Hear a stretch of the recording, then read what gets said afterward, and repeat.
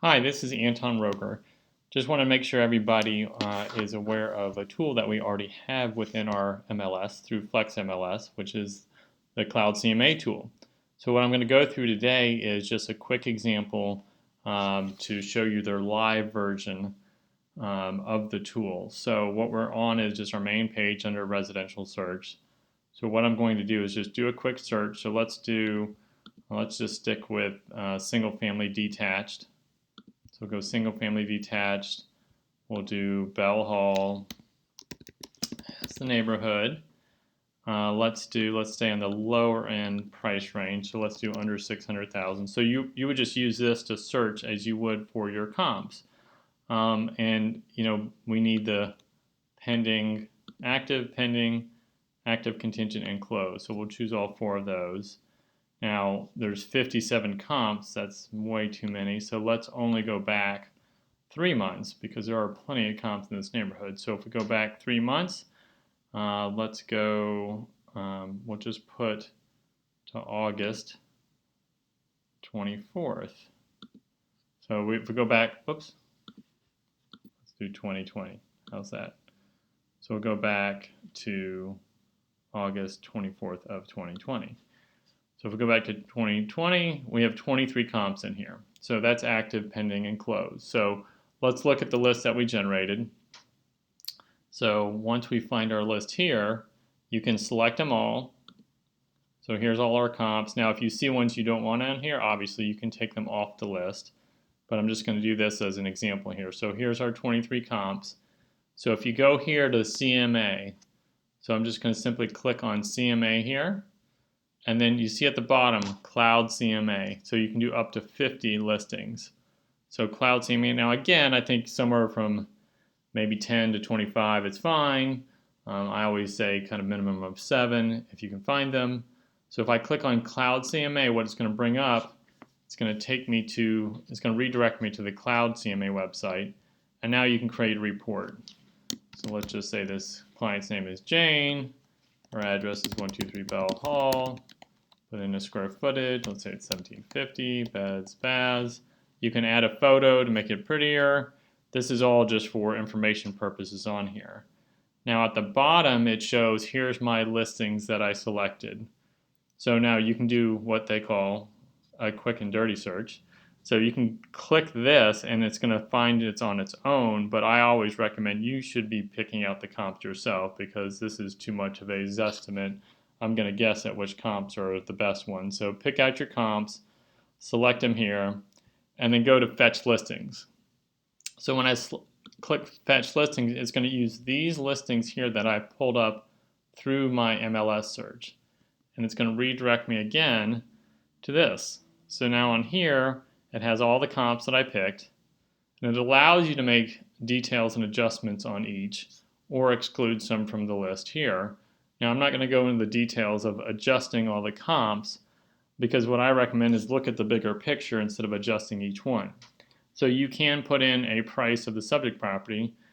What's unusual to me is like, how do we know the price? We're doing the analysis right now. So I'm going to leave this blank for a moment. And then you can hit Customize Report. So if I click on Customize Report, it's going to take me to another page.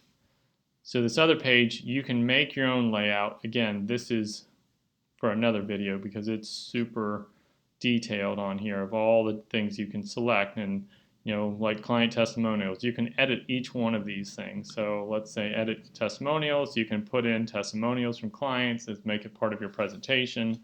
But this is more on how to use the tool for pricing, so we'll do this for another day. So once you have reached this point, simply publish your report. Now when you hit Publish Report, it's going to redirect you again to a page that saves all your reports on here. Now you can see it's publishing the report internally as a PDF, but what I want to show you is the View Live. So if I go View Live, it's going to take me to, it's going to take all your listings and make a new presentation here. So when it takes me to here, here's your CMA for 123 Bell Hall prepared for Jane. So here's all the buttons on here. You have what is a CMA. So if I click on this, it's simply a description of what a CMA is, nothing too exciting. Now you can go forward to the comps, but I'm just going to go back home. So if you click on the Keller Williams icon, it takes you back home to this page. So here are the comps. So if we click on this, here's all your comps that you have here. It has price per square foot, beds, baths, days on market, square footage. So it has everything on here in the price and the status, obviously. So here's your active contingents and your active. Now you can take them on or off from here. So I could say, oh, I don't want to use 520, 573 antebellum, or I do. So you can turn it on or off right here for these comps. If I go back to the main page again, so here's your average pricing. This doesn't have a whole lot of value to me. I mean, it has the average price here, but it's, they're all different square footages. It's all different values. To me, this doesn't have the highest value on here as far as use for myself. So here's your chart. So if we go to average price per square foot, this might look similar to for people.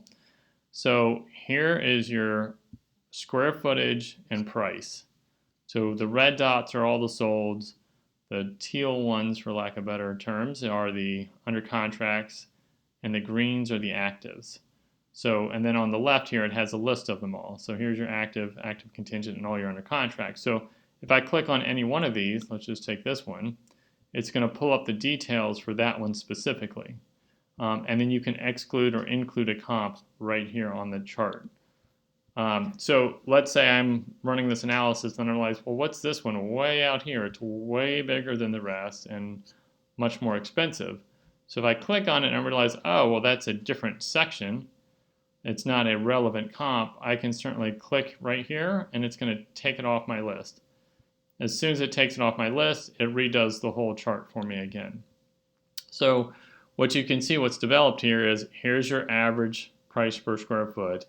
Here's your standard deviation. So most of your comps are going to close into here unless there's something super exceptional about it or maybe something inferior about it. But you can see where all the comps are closing at the different square footages. So this blue house represents the square footage of the house that we selected as our subject property. So you can see that subject property is right between 448 and 401. So it's right about 425,000. Now again, it gives you an average price per square foot up here. Again, it's close to where the value should be based off that average price per square foot, but visually you can see on the banding where you're priced. And you can also see these two that went under contract. We don't know what they closed for yet, but they're certainly pushing the prices higher. This one that's active, maybe it just came on the market. It's been on the market 17 days, and they've stuck with that list price. So, maybe that's a decent deal. Maybe there's some work that needs to be done. You can click on it and see all the details on here, and you can make adjustments to it. Now, I prefer, myself, instead of adjusting 23 closed comps, it's like, well, we'll see where they sit relative to the average. These are below average here, and these are above average.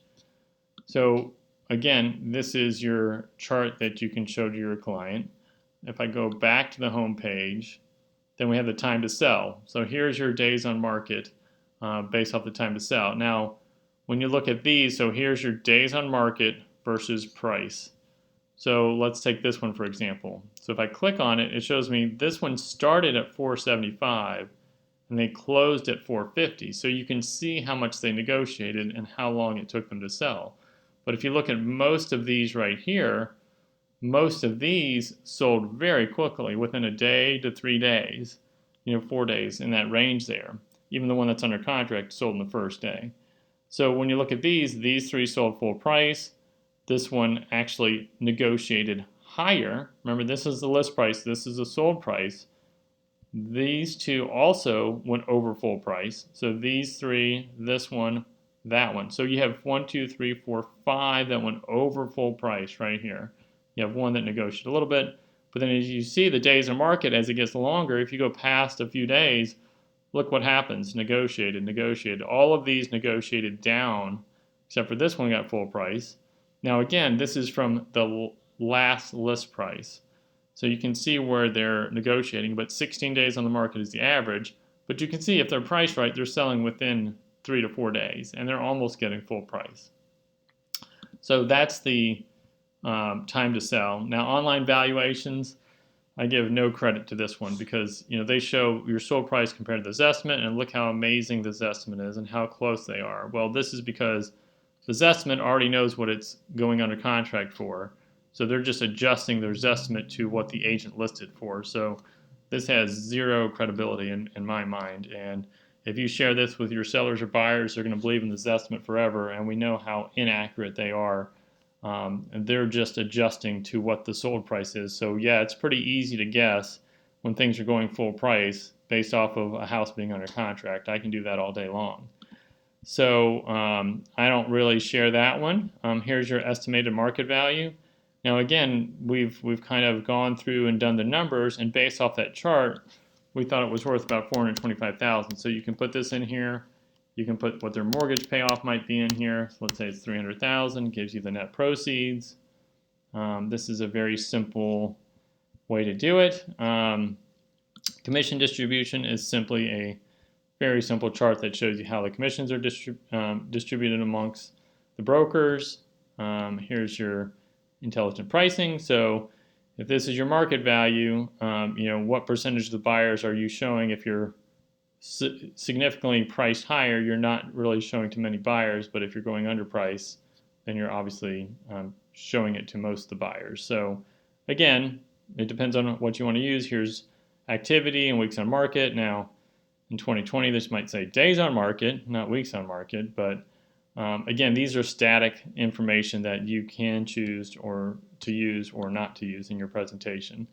And that was the intelligent pricing and timing. So on this here, sure, the comps, if you want to look at your list of comps, this is the best thing to look at here. You can also look at it in the map format. So if you click up here, you can go to the map. So here's all on the map. So if you realize, well, this isn't one here, you can take that on or off. It shows you all the comps in the area.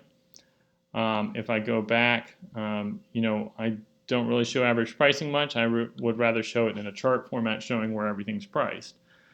So this is, and again, you can still look at the list format here on the left that has everything included.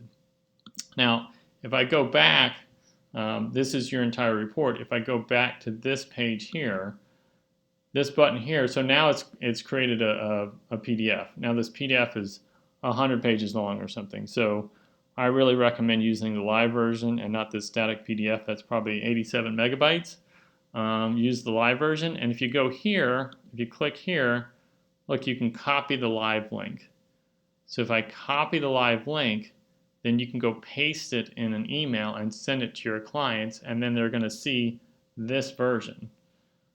So it'll pull this up here, and it'll be a live link. Now keep in mind it's live, so anything you change, if I go in here and I delete this comp, it's going to be live to them the next time they look at it. So anyway, it's a great way to, within our MLS, again, you're searching just like you in your MLS, all the data is right here.